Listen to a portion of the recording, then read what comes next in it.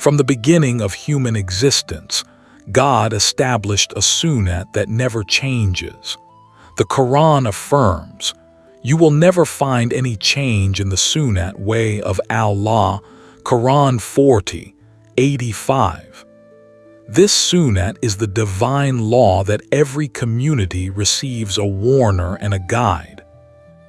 God declares, "For every people there is a guide." Quran 13:7. Guidance is not a historical accident. It is a continuous divine arrangement woven into the very fabric of creation and the religion of Islam. The light of guidance is one, even though its bearers differ.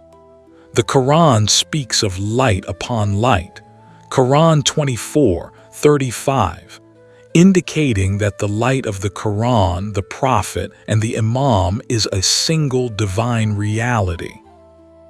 The heavenly book exists in two forms, one silent, written, and preserved, the other living, speaking, and guiding.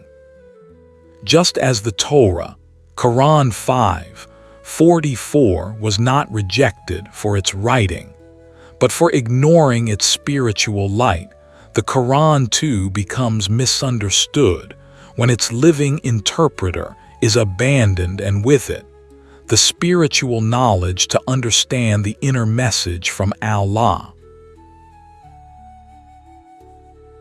The Prophet was the speaking Quran, the embodied Islam, the human form of divine light. His presence was not merely a delivery of words, but the manifestation of guidance itself. After him, this light continued in the Imam, who is the Mazhar, loci of manifestation of guidance, and the straight path in his luminosity. The Quran describes the Prophet as a radiant lamp, Sirajan Munira, Quran 33:46, and this lamp did not go back just like the sun. It continued through the one appointed to carry it. The very light whereby you shall walk and he will forgive you. 57:28. And to walk in this light, is it not to walk on the straight path through the stages of spirit and intellect, toward the Prophet's light, the secrets of the Quran and Hadith, and ultimately toward mergence in the Prophet and in God, for the answer to all these directions is one: yes. The Prophet himself declared the inseparability of the Quran and the living guide in the Hadith al Thaqalayn. I have left behind two important things among you. One of the two is greater than the other as a rope, which is linked from heaven to the earth. The book of Allah, and the other my progeny, my Ahl al Bayt. They will never separate from one another until they come to me at the pond of abundant knowledge, Kawthar. This hadith affirms that the divine plan for salvation was never a book alone. It was always a book accompanied by a living bearer of its light. Together, they form the rope of Allah, the means by which believers are brought from darkness into light by the Imam's guidance through submission. Quran 3:103. The Imam, alayhi salam, is the Mazhar, the manifestation of divine light after the Holy Prophet. sallallahu alayhi wa alihi wasallam. He is the living continuation of the same radiance, the one through whom the Quran's inner meaning enters the heart of the believer. The Quran mentions light in the singular because, in reality, light is one, even though its bearers differ. The term light is linked with the word Tawheed. The Imam is the straight path in human form, the guide who embodies the divine Sunnat of continuous guidance. The prophets, the foundational Imams, and the living Imams of every age are the mazahir of God's habit of sending light to humanity. They are the ones who carry the flame, generation after generation, ensuring that the divine soon not never breaks. The light is one, the mission is one, and the guidance is one. But the bearers appear in every age to fulfill God's unchanging promise. The light of guidance does not only shine outward, it enters the personal world of the believer. It is the light of the Qur'an and the Imam, the same divine radiance that illuminates the intellect and purifies the soul. When the believer turns toward the living guide, he grants a special word, a kalima drawn from the beautiful names. Asma'ul Husna. Quran 7:180, without which no spiritual progress is possible. Through this word, the heart becomes a vessel for divine illumination, and the journey of true awakening begins.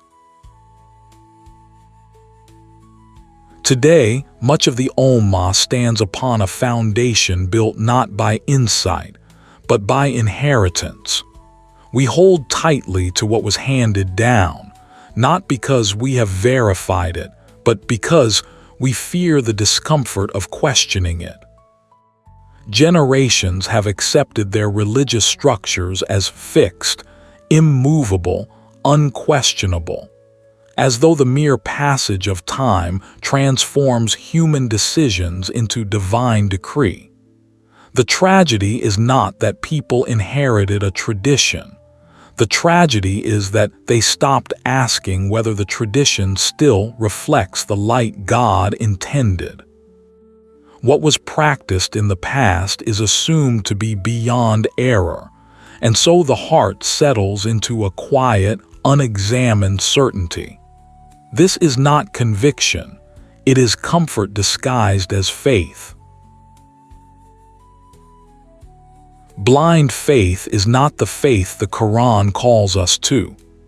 The Quran commands reflection, verification, and the pursuit of certainty. Yet many cling to inherited interpretations as though questioning them would unravel the entire fabric of religion.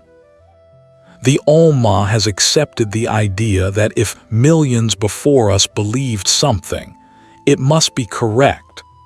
But truth is not determined by numbers, and divine guidance is not validated by majority practice.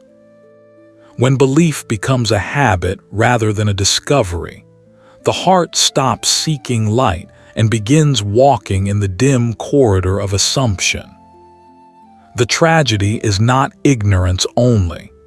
It is the refusal to look up and see whether the light we claim to follow is still shining where we think it is, or is it false? Allah in the Quran, Surah Muhammad 47:24 says, "Then do they not reflect upon the Quran, or are there locks upon their hearts?" Beneath the silence of the Ummah lies a deeper fear, the fear that what we inherited might not align with what God intended. This fear is powerful because it threatens identity, community, and the comfort of belonging. And so many avoid the question entirely. They protect their emotional security by refusing to examine the foundations of their belief. But truth does not tremble under scrutiny, only falsehood does. Light does not fear being seen, only shadows fear exposure. The Quran never condemned questioning, it condemned blindness. The courage to ask whether our inherited path is truly the path of divine light is not rebellion. It is the first act of sincerity. It is said in Surah Nahl 16:43, And we did not send before you as messengers, but men to whom we revealed our message. So tell the people of Makkah that if you do not know, ask the people of Zikr, i.e. the true Imams. The lamp of guidance has never been extinguished. It continues to shine with the same divine radiance that illuminated the prophets and the Imams before us. The Qur'an in 24:35 declares, Allah guides to His light whom He wills, and His light is not an abstraction nor a distant metaphor. His light is the appointed Imam, the sun of religion, the living bearer of divine radiance who walks upon this earth. If God guides to His light, is this not His wisdom? Then He guides to the one who embodies that light. And if the light is present, living and accessible, then what excuse will the souls offer on the day of judgment for turning away from it? Is the refusal based on inherited faith? For the first step back to divine guidance is not a ritual, not a doctrine, not a ceremony. It is the courage to ask, if Allah guides to His light, why did I not seek the one who carries it? This question is not rebellion. It is the beginning of the soul's awakening. It is the moment the heart turns from inherited shadows toward the brilliance of truth. And when even a single step is taken toward the living light, the path reforms beneath the feet, glowing with clarity, certainty, and purpose. For the light has always been there. The only question is whether we will face it, as it is still not too late.